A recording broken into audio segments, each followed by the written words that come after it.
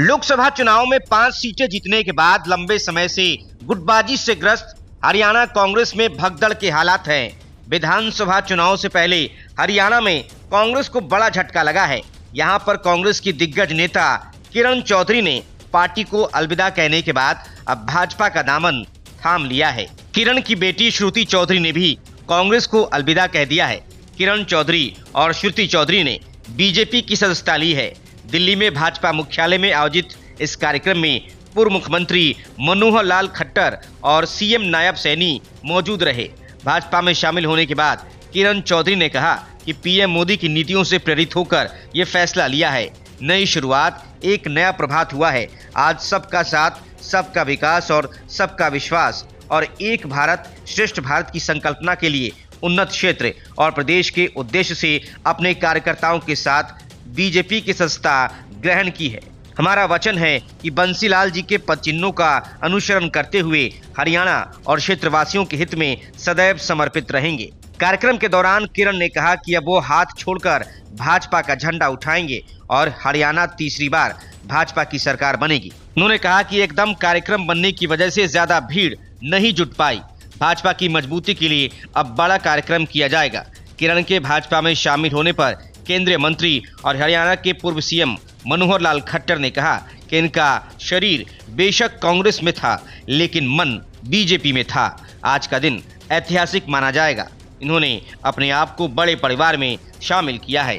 भाजपा नेता तरुण चौधरी ने कहा कि चौधरी बंसीलाल का बड़ा परिवार और बड़ा वोट बैंक है।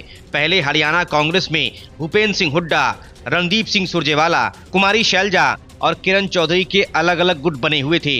यानी प्रदेश कांग्रेस 4 गुटों में बटी हुई थी। फिर लोकसभा चुनाव से पहले कांग्रेस के 2 गुट बन गए, एक हुड्डा गुट तो दूसरा एसआरके यानी शैलजा, रणदीप सिंह सुरजेवाला और किरण चौधरी। ये तीनों ही एक दूसरे के कार्यक्रमों में नहीं जाते थे, यहाँ तक कि एक दूसरे को किसी आयोजन में बुलाते भी नहीं थे।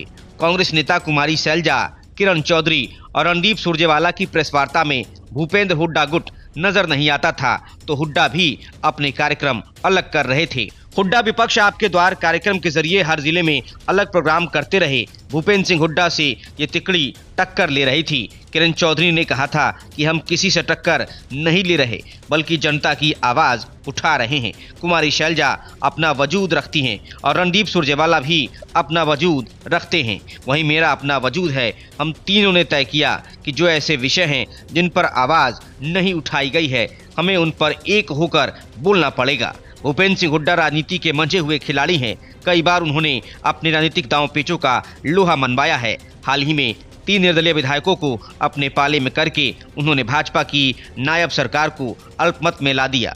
कांग्रेस हाईकमान उन पर बहुत भरोसा रखता है। हरियाणा में लोकसभा चुनाव की अगुवाई हुड्डा ने की।